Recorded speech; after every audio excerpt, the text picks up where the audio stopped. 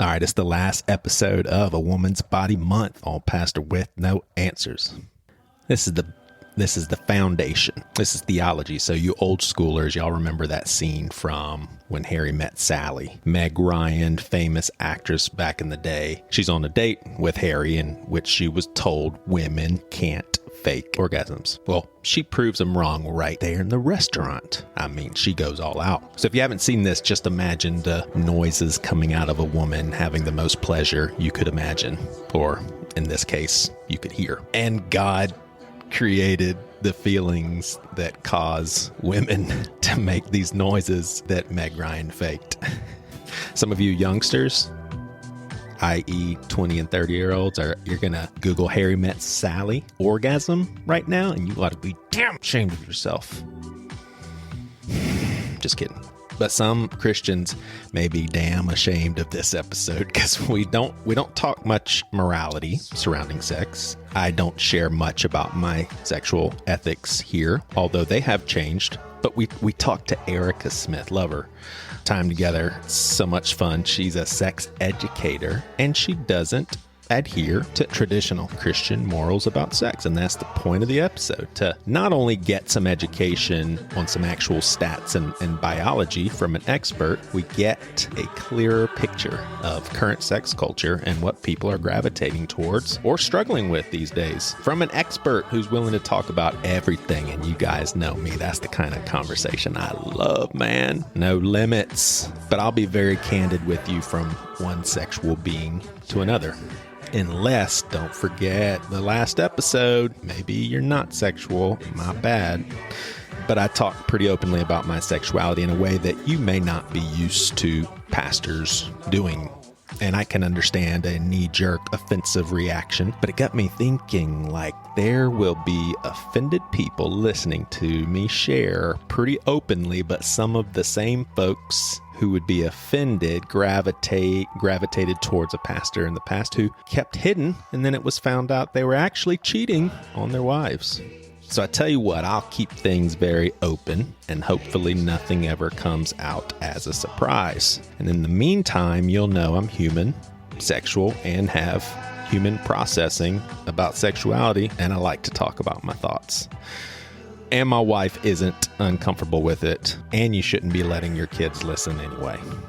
But while we're on this conversation, I want you to really think about something. There's a lot of graphic talk on this one that may make people squirm, yet every single one of those functions were created by God. So it's Erica Smith, everyone. Hey, another 90s memories, that song, I Want to Sex You Up.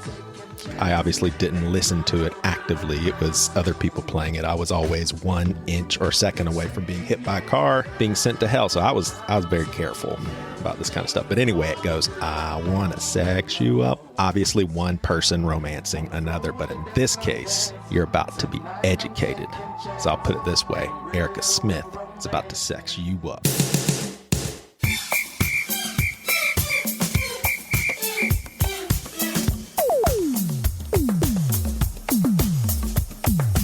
It's funny, we have a online community that kind of coincides with this podcast, and I don't know if you've heard of the Marco Polo app, but it's kind of cool. Yeah.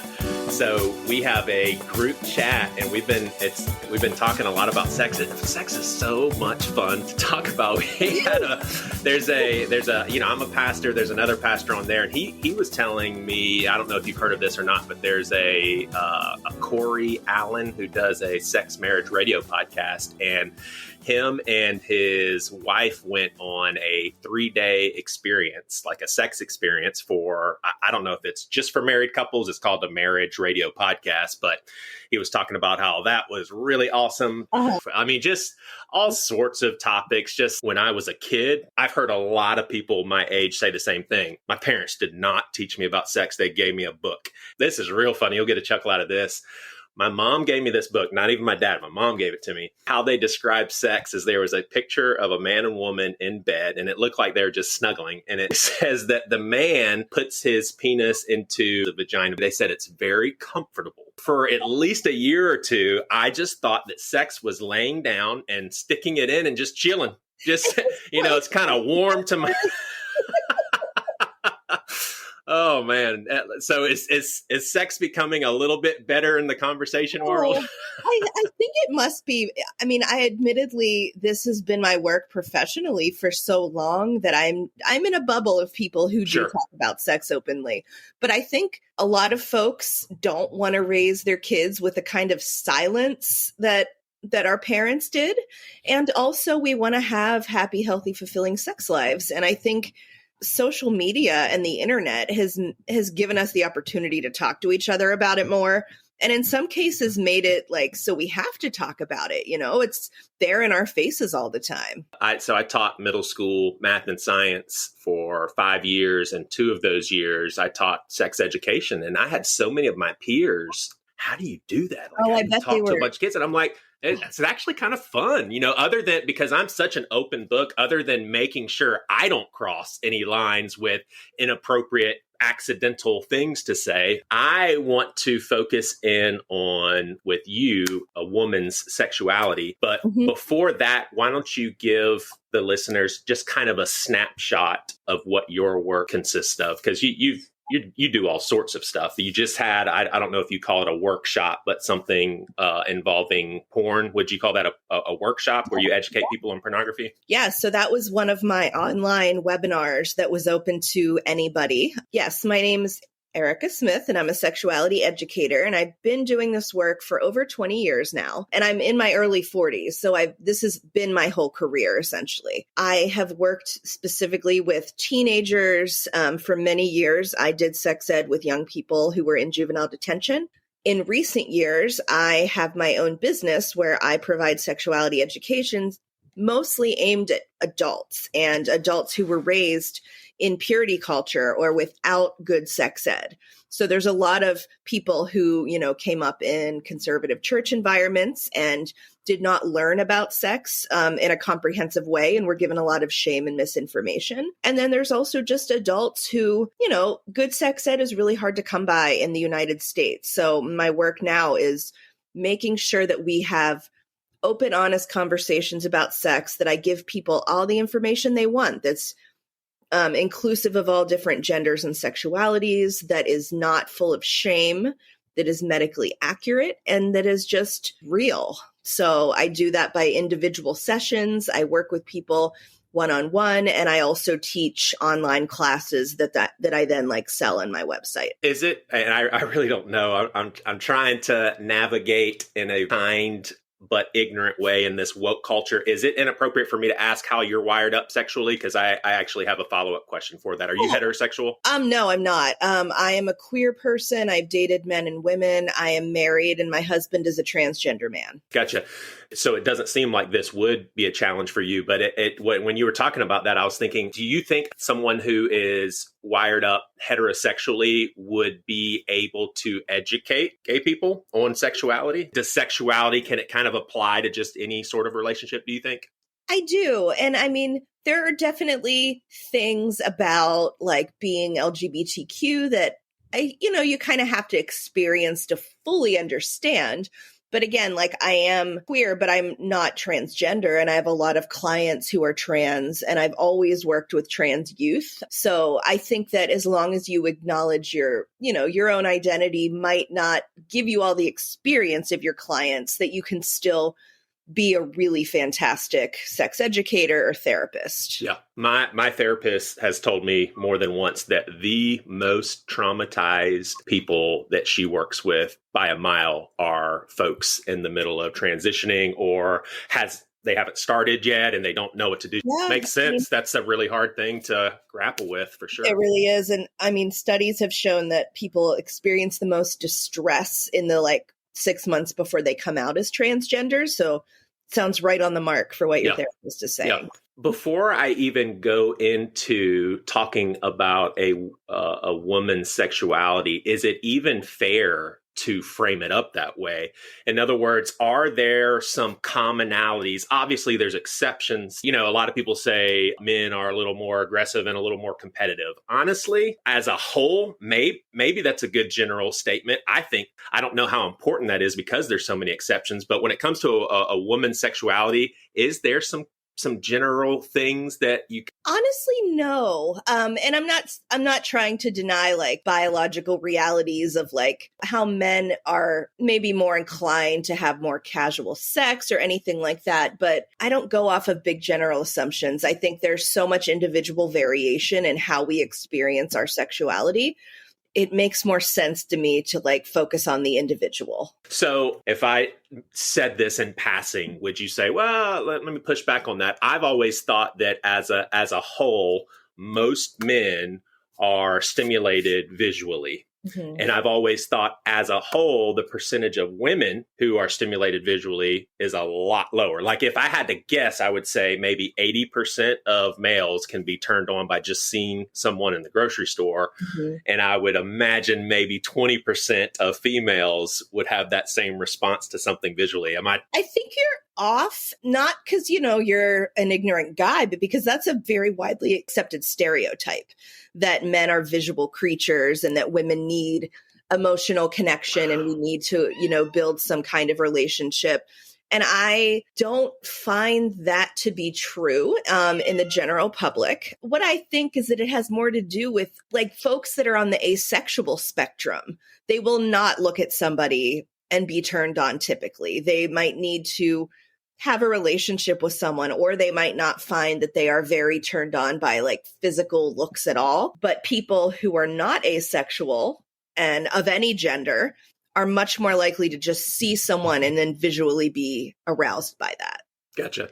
So I'll just throw a junk drawer load of scenarios and tell me, would you say, yeah, there's really no female male stereotype? That's what it sounds like you're saying. But masturbation habits, one night stand habits, do most any and every single woman have a vibrator? Do most married women have vibrator? Mm-hmm. Like, are there some biological common sex drive and when it's the highest in a woman's life? How does menopause affect? Like, yeah. All right. Let me see where take a stab wherever you want. The thing that I think is interesting to talk about is masturbation habits, and keep in mind that these would be self-reported to researchers. Sure. So the numbers do find that less women report masturbating, but I think it's important to take into consideration that there's a shame factor associated with women masturbating. So are all the women in this sample study, are they being honest about their habits? Because,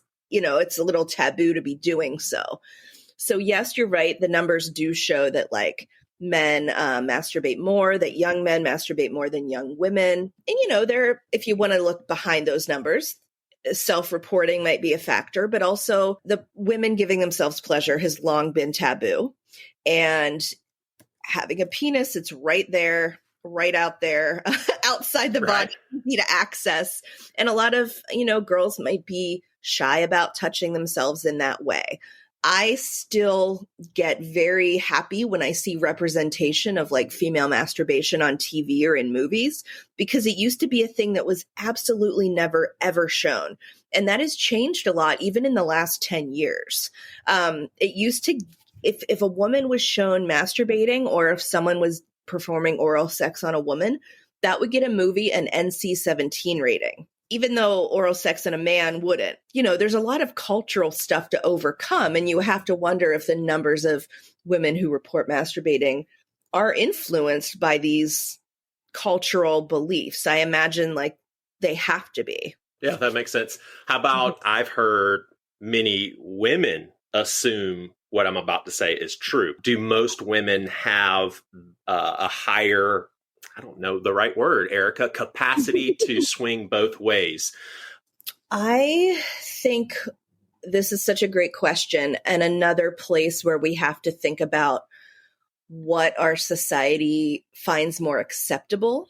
And bisexuality in women is treated as a far more acceptable variation than bisexuality in men. And I think a lot of it has to do with our perception of like masculinity. We are very much more judgmental about men not being heterosexual than we are about women not being heterosexual. Really?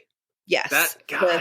And if you think about like gender variance, like if I cut all my hair off and stopped wearing makeup, nobody would question whether or not I was still a woman, because lots of women have short hair and don't wear makeup. But if you as a man started painting your nails, that would, imagine the sensation that would cause. Like any kind of variation of straight and gender normative stuff is much more accepted societally in women than it is in men. And I do believe that lots of us have the capacity to be attracted to people of all genders or to be bisexual, but that women have an easier time moving through the world as bisexual people. Not saying it's ever easy and that no one faces discrimination, Sure. but it's much more acceptable to our society for women to play with sexuality and gender. I didn't know that was like a factual thing, but that it makes complete sense. This is where these like rigid ideas about gender and sexuality hurt everyone, and they hurt men, like men should feel like they can explore their gender if they want to, or explore their sexuality without so much immediate fear from others. Right. And that's still what we have in our world, is like, oh my God, like. It's funny, if I didn't have to ask so many daggum questions, I actually, anytime like one of my daughters has wanted to like paint my fingernails, I think it may be from more of like a punk rock thing, but I like it. Like if I didn't have to answer so many damn questions, I'd probably paint my fingernails black or something. Yeah. Before we move away from some more general discussions, I do want to investigate whether there are some biological assumptions when it comes to sex drive in women. Does it wane post-menopause? This is a great question. And I will say that I am less familiar with like scientific studies that have to do with hormones. But in my observation and in my work, I believe that we can access like a strong desire to have sex at any age, and that what's going on in our lives plays a bigger role than just purely hormones. So what I'm thinking is, imagine a woman who, say she's in her mid-30s and she's caring for small children and caring for ailing parents. Those are some things that are going to affect her ability to like even access feeling sexy or wanting to be sexy with a partner. Then what if she's 45, newly divorced, out on the scene, like exploring new things? That woman has a chance to really have a lot of fun. Right. Whereas if she was raising small children and caring for parents and going through a messy marital situation, I think so much has to do with the other factors in our lives, not just where we are age-wise, biologically. Gotcha. Yeah, as you were saying that, it occurred to me as males get older, and my listeners are used to me being a super open book. At this age, I will typically need to take a pill. Women don't have performance issues just because of how their sexual biological, they don't have that challenge as they get older, do they? Well, there's some challenges that can arise post-menopausally that have to do with vaginal lubrication, and that have to do with the elasticity of the tissue in the vagina. Okay. So some folks might experience some pain or some dryness, but these things can be overcome. Lubrication is, I always recommend that no matter how old you are, because it's just like a fun addition to sex. Yeah. But it can be necessary once you reach a certain age. Yeah. And depending on what the menopausal person is doing about their medical stuff, there's hormone replacement to help with some of these issues. And there's estrogen cream that you can put directly on your vagina to help with wow. issues. Wow. Right now, where we're at with science, it's just like, man, this sucks, but pills aren't working. Your sex life just may be over. You're old. And let me tell you a funny story before you answer. We had a men's Bible study community group, whatever you want to call it, for years. And there was this old guy. I love him to death. Bob Forrester, by far the oldest. He had at some point cancer in his mouth, so he talked a little different. But as we were doing prayer requests and praise reports, and the dude was being sincere, he said, I have a praise report. We were like, oh yeah, what's up, Bob? He said, I had morning wood this morning. And he was serious and he was so happy. And we were like, hell yeah, Bob. Hell yeah. Morning wood this morning. That's something to praise God about. Really? I'm sure that was so wonderful and affirming to him. But to answer your question, I mean, I know that the oldest men you can imagine sometimes can still achieve erection with pills. I'm thinking of scenarios where there might have been prostate cancer or something that can affect your ability to get an erection, where even using something like Viagra or Cialis, Gotcha. where even using something like that might not be totally effective due to cancer, injury, or something like that. But this is where my sex educator hat comes on, where I'm like, there's so many other ways to experience intimate pleasure and touch with a partner that I know that it's deeply, deeply disappointing not to be able to have erections. I can't even imagine what that feels like. But I would hope people didn't think that their entire intimate life was over. The penis is one part of sex. There's so many other ways to enjoy your partners, to enjoy physical touch, even feel arousal. And that's where I would encourage people to kind of expand their idea of what sex actually is and what it can be. Obviously, the topic isn't guys, but I do have a follow-up question. It seems, though, that with a guy, isn't there this tendency of wanting to finish? Like with a guy, it seems like if you're aroused, but you can't achieve orgasm, that's like a net negative. Yeah. I mean, that feels pretty rough for everybody. I mean, I don't obviously don't have the biology to understand what it feels like to get an erection and not be able to ejaculate. Yeah, that can be frustrating to people, to women too. It can be so frustrating because there's a release that feels necessary. Gotcha. And I know, of times that women I know have just been like, oh my God, I haven't been able to have an orgasm lately. I feel blocked. I don't know what's wrong with me. I can't let go. And that sucks for everybody, honestly. Yeah, for sure. Monogamy. Is it growing or shrinking? And is there any patterns in the LGBTQ community versus the straight community? And is that, when I frame things up like that, I have made the mistake before, Erica, and just being like gay and straight, and then oh, well, there's a lot more than that. My mind is wired up like straight and everything else. And I know that's not fair or probably even appropriate. No, I think that's an okay way to ask the question. Yeah, straight people and then LGBT people. I think that's a fair way to ask the question because truthfully, this is such an interesting topic because we have to address that even in the many, many people who consider themselves monogamous, they might label themselves monogamous, but their behavior suggests otherwise. So I'm talking about cheating. So if you want to be talking about truly monogamous people, we'd have to just be talking about people that have never cheated, which is. And would you consider cheating with another human being, or would you put secret porn and masturbating if your spouse doesn't know it? Would you consider that cheating? I personally do not, but I think, obviously that depends on the agreement a person has with their spouse. But monogamous as in only having sex with one partner that you have, decided we're paired up with for life. So that is most people's ideal is monogamy, but the ability to actually carry it out for the rest of their natural life is very difficult. I think that there are some people that are just more realistic about that, and that queer people tend to be more open about being realistic about it. And I think it's because we are used to challenging societal norms with our very existence anyway. So it's not too much of a stretch to be like, well, I don't believe that all people need to be monogamous. I think it's realistic to want others. And so there is actually so much polyamory among straight people too.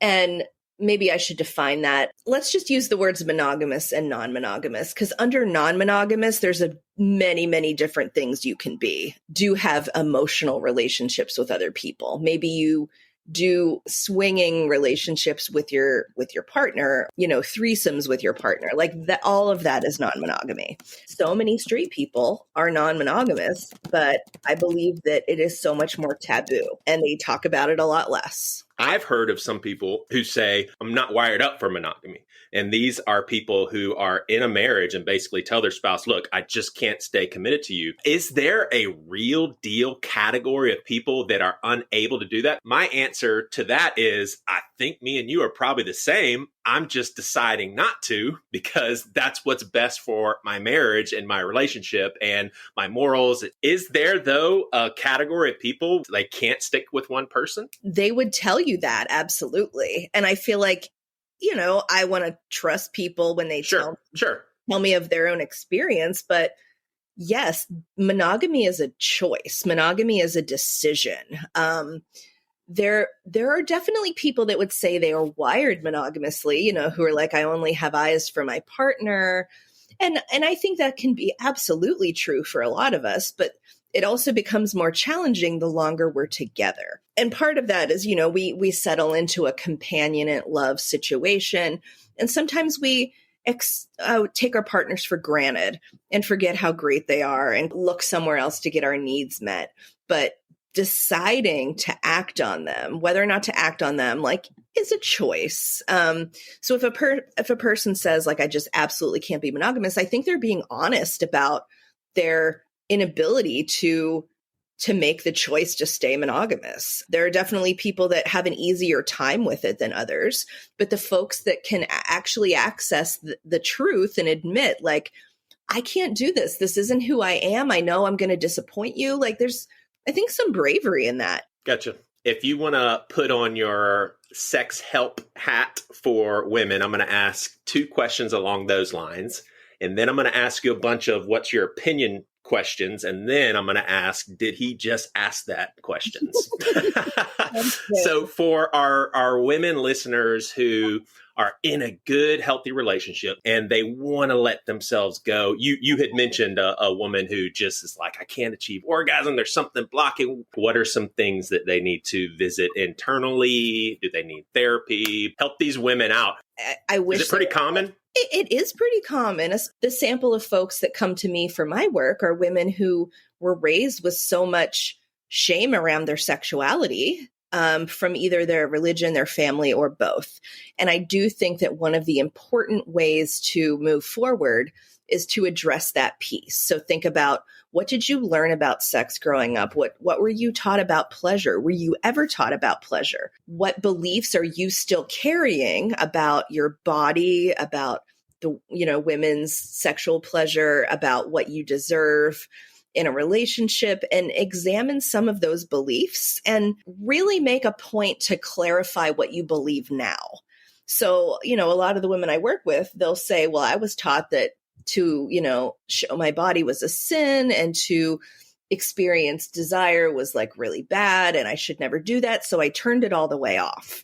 And I'll ask them, what do you believe now? Do you believe that it's a sin to feel desire? And so it's challenging ourselves to really confront the messaging we got around sexuality and whether or not we think that messaging has a place in our lives now. Yeah. That's a big one. And sometimes that does take therapy. If someone came to you and said, look, I know we don't see things the same. Here's my morals. I want to stay committed to my husband, but my husband is not interested in sex as much as I am, and I'm not necessarily comfortable with turning to porn. I don't want an open marriage.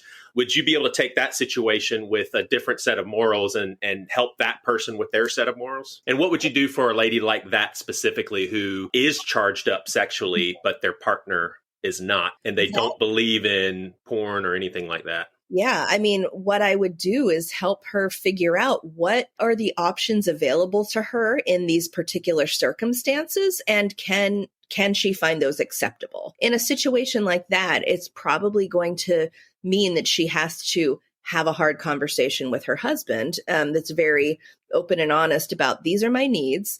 We are in a committed marriage. I either need you to give me a little leeway in having sex with me more often, or give me some leeway in allowing me to seek it elsewhere. I think that there is, when we are married to someone, this might be controversial, but I think you like this whole conversation's controversial. We got people from all over the map. There may be some listeners that stop listening to the podcast because of this one. I'm fine. I personally believe that, if we pledge monogamy to somebody and then they refuse to have sex with us, that is harmful. If someone's like, I'm traumatized, like that's a different story. But Sure. like, say you've been married to someone for 20 years and they're like, yeah, I just don't really want to do it with you anymore, but I also don't want you to get it somewhere else. That can be abusive behavior. And I think that can actually be harming the relationship and denying us of we're sexual people. Like, it can be a deal breaker. It can be something worth ending a marriage over. The one person is like, I won't have sex with you, but I also won't allow you to have sex anywhere else. Some people might be able to live with that, but if you can't, I think that's a perfectly valid reason to question whether or not that marriage is really working. Gotcha. All right. So can hookups have a good value to them? I love this question. I actually did a whole class on casual sex and dating for people who were post-purity culture. And the overall message that I gave is that casual sex doesn't have to mean that you devalue the other person. It doesn't have to mean that it's thoughtless or hurtful or that you're just throwing away somebody. I think we can have casual sex and hookups with intention, where we are honest, we are communicating what we want out of it, and we treat the other person with respect and consideration. So if you're both deciding, this is just a hookup, maybe you're a friends with benefits situation, or you're somebody that I'm meeting at a work conference and I know we're not going to see each other again, but we're both mutually deciding to have a consensual sexual experience and just call it a day, that can be absolutely healthy. Let's shift that over to the health benefits and talk about controversial. Let's go into porn a little bit. So I obviously was raised like all of it is off limits. I became friends with a guy named Craig Gross. Basically, it's called Triple X Church. It's not an actual church, but he created a software where there's mostly for men, keeps you in check. Is it like Covenant Eyes? That sort of, yeah, that sort of thing. But he has told some stories. He's really good friends with who's the big time male porn star. He's like the Michael Jordan of yes. So he's in jail actually. Okay.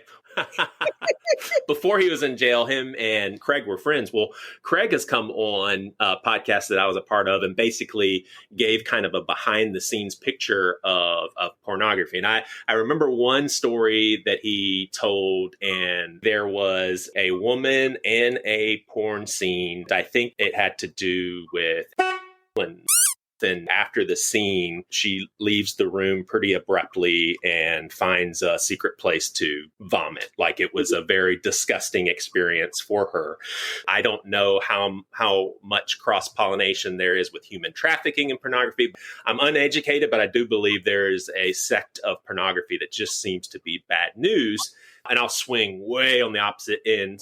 Within pornography, that seems a lot different than Playboy models posing naked. It seems different for them as a woman who just says, hey, I have a body that I want to, and I know these aren't Christian morals, listeners, but I have a body that I want to show off. I don't feel like anyone's taking advantage of me. I'm making money, and I don't mind if people look and have sexual gratification because of the pictures I'm taking. There seems to be a real big array of pornography. You've been doing these workshops, so I'm really curious, maybe a snapshot, and then next time you have one of these workshops, we'll let people know where to get that information. Oh, yeah. The class is called A Conversation on Porn for Purity Culture Dropouts. I did more research for this class than I've ever done for any of my classes, because for most sex ed, I just know a lot of stuff and it's in my brain.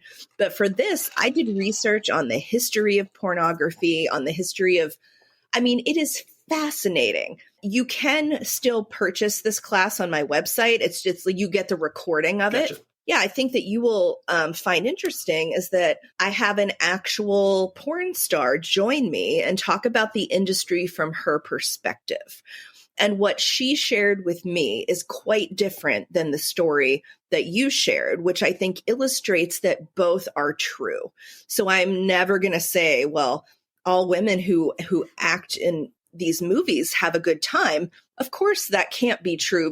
But so my friend's experience, and she is Works for major studios. Her experience is that everything is done so professionally that when you go on a set, you actually sit down with a checklist and you consent to all of the things that you are interested in doing that day and say no to the things you're not. No one is going to force you to do what you don't want to do. You get to choose who you work with. There's this major, well thought out, very smoothly running database of stars and their STI testing status. So everyone is like healthy at all times or else they can't work. It was truly fascinating for me to learn the ins and outs, for lack of a better word. No pun intended. And people that work in porn call those of us who don't work in porn civilians, which I think is very funny. But as a civilian, I wouldn't know this stuff. It is easy to assume that, like, yes, if you're watching porn, it's somebody being exploited or trafficking. So I will say, for people who find it okay for themselves to view pornographic content, there are ways that you can view it as a savvy and ethical viewer, where you are making sure that the stuff you're looking at is created in those circumstances that are very safe, rather than the ones where somebody is forced or there's coercion or someone's needs aren't being respected on set. There are studios that advertise themselves as ethical, and you can also purchase content directly from performers that you might like. So for example, most porn stars have OnlyFans or they have their own website, and you know they're creating that content themselves. If you like the woman that I'm friends with and you see her in the webinar and you're like, I'm curious, I want to check out her content, you can purchase it directly from her. And that is a lot different than wondering if the woman that you're viewing is being harmed. Gotcha. That is a whole different world. I know it can be very challenging for people, especially people who were raised to believe that like any kind of pornographic content is bad. It can be hard for us to think, isn't she harming herself by being in this movie at all? And a lot of people who do this work will tell you, it's a job and actually like my job. And I'm using my body, but everyone who does a job uses their body. I mean, my friend will tell you she's felt more disrespected as a waitress than she feels on the set of a porn. Just something to chew on. My therapist, she was raised the same way I was, but doesn't adhere to Christianity. And she said that the number one challenge because of pornography is the youngsters that are watching it and the expectations that they have because of it on their sex life, to the point where she says that there's a whole batch of adolescents that are not able to even perform normally sexually because everything they know about sex is what they've seen online. We all know isn't real world. Yep. I actually really go into that in the class as well. And we call that porn literacy, how to talk to your kids about porn and how to teach them that if they stumble upon it, whether they're looking for it or a friend shows it to them, educate your children that even when adults watch it, it's entertainment. It is theater. The way that people act in porn isn't necessarily how the girl that you meet in high school is going to act in bed, and making sure they understand the distinction. I love this quote. I don't know what sex educator came up with it, but it's like, you wouldn't learn how to drive from watching a Fast and the Furious movie. So, Right. you know, you're not going to watch that movie and think that's what it's going to be like when you get your license. That's a good point. We got to give young people the truth, which is, yes, this stuff exists. It's out there. It's not for kids. But also, I want you to know that when you're an adult, what you experience with your partner is not going to be the same as the stuff you see in porn. So we'll move into, did he just ask that questions? Sounds and good. the first one is, what are your thoughts on sadomasochism?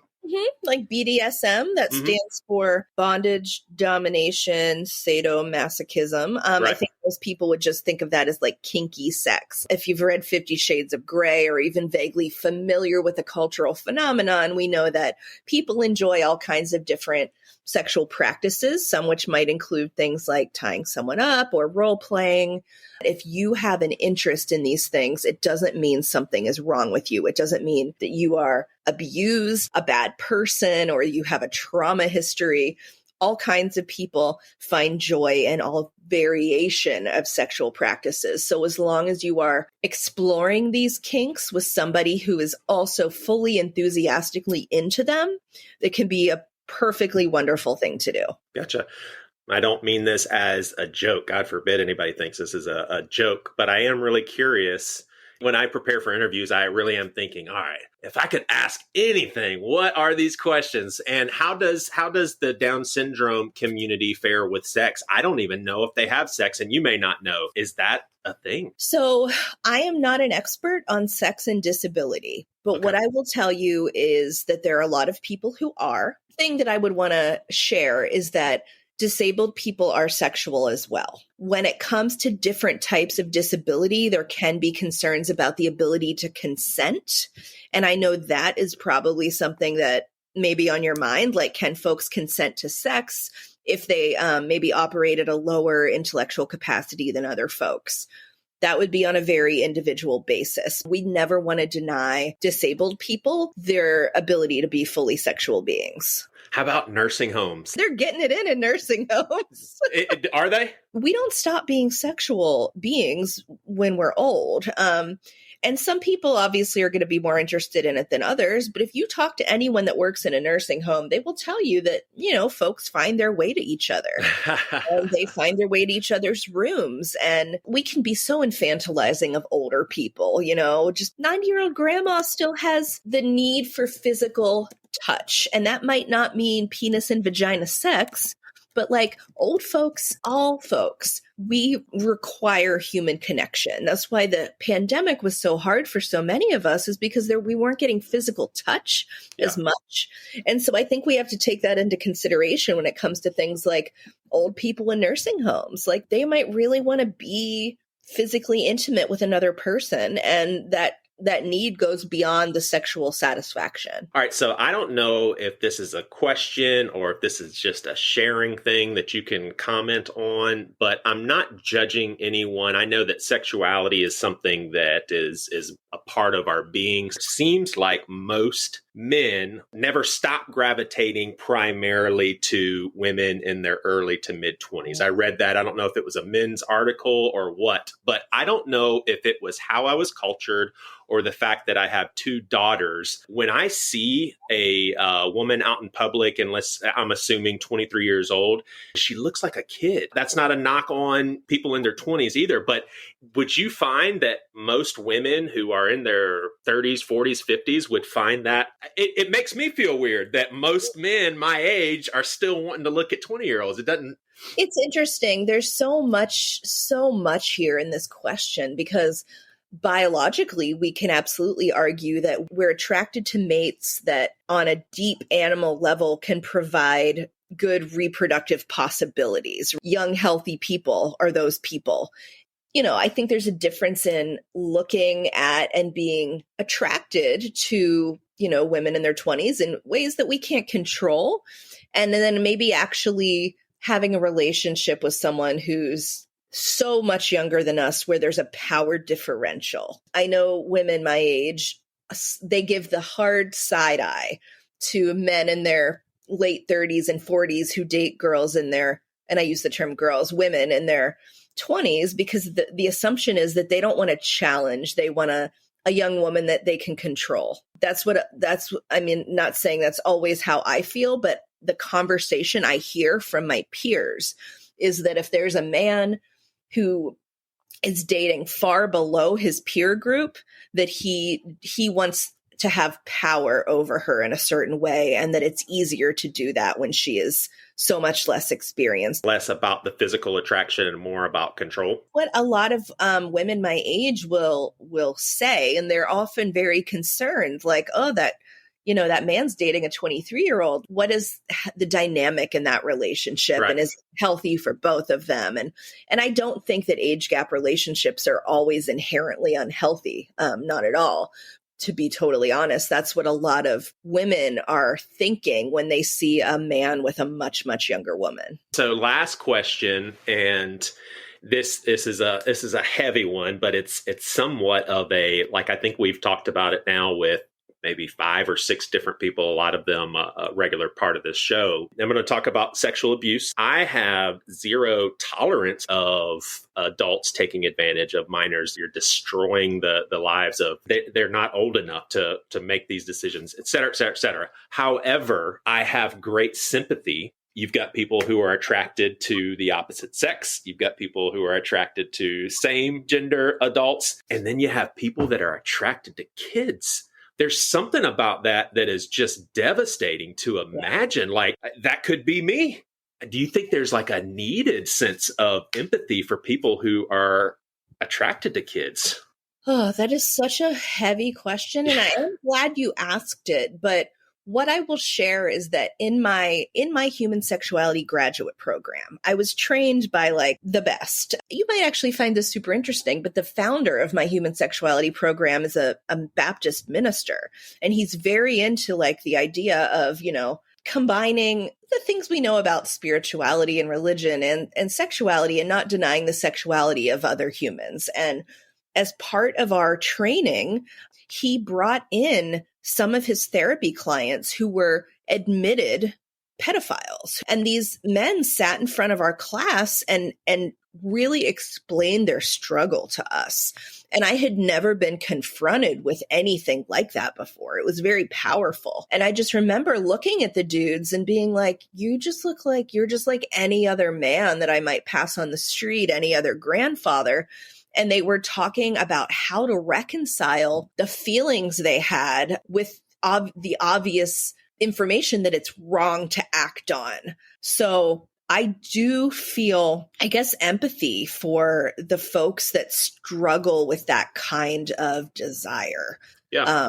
Because you're such a sex positive, like to the point where that's your career. You want to help people enjoy their sexuality. And it's like, you've got a whole demographic of people. And it's like, your sexual desires are off limits. Like, yes, you cannot do that. On them. It would be unethical. It would be harmful. It would be illegal. It would ruin lives, Right. And I can't imagine how challenging it is to know that, to know that you're one of those folks and to try to accept it.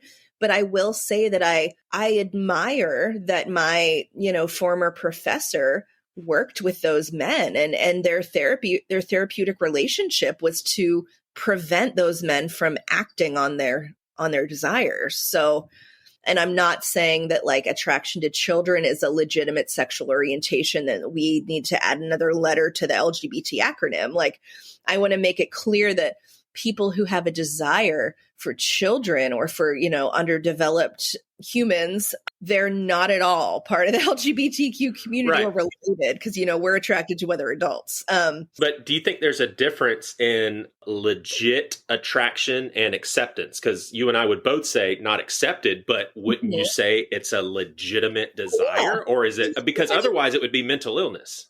Yes. I'm like, why would anyone make that choice? I think it is a legitimate desire for some people, like something that they know that they are into. And, just try to put myself in that position. Like, you're attracted to women. Imagine if you knew that being attracted to women was so wrong. Right. Like, it's so hard to even fathom. There's a lot of conversation about that in sexuality spaces and in research. And yeah, it's a big problem to try to come to terms with. Yep. Is there anything on the horizon that you want to promote? Any workshops coming up? I know you said that people can buy a recording of your, what do you call it? A porn conversation. If you go to my website, purityculturedropout.com, that's actually the first link you'll see. That's okay. The recording of that class is for sale. We explore the questions like, does porn change your brain? Does it kill love? Who's behind all these anti-porn campaigns? What's the history of porn? How to talk to your kids about it? How to talk to your partner about it? And I'm not ever here to tell you that you should like it or accept it. I'm here to explore all angles of that debate. The feedback I've gotten from that class is people said it made them feel so much lighter and so much less stressed about the topic. So yeah. Well, Erica, it's funny, like we don't know each other that well, but you're probably officially the woman who I've talked about sex with the second most. Had you on the podcast twice. I'm like, I don't think there's any other woman outside of my wife who I've talked about sex as much. So thank you. I always enjoy our conversations because you're just so real about it. And, you know, a lot of people try so hard to step delicately around the subject. And I'm like, no, we need to have these real conversations where you're asking me what other men are thinking, men who aren't well versed in these topics. Like, this is my role as an educator, to meet everyone where they're at. So I have so much fun when we have a conversation. Yeah, maybe we'll do this annually. How about that? I would love to. Awesome. Well, thank you so much. It's good to see you. Thank you. I like it. I'm like, you're just like a dude I would have a beer with. So yep. Sounds awesome. Good.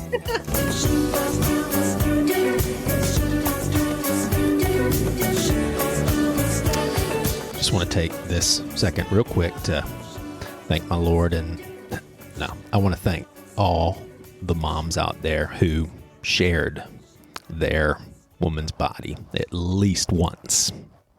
We all thank you. Thanks for listening.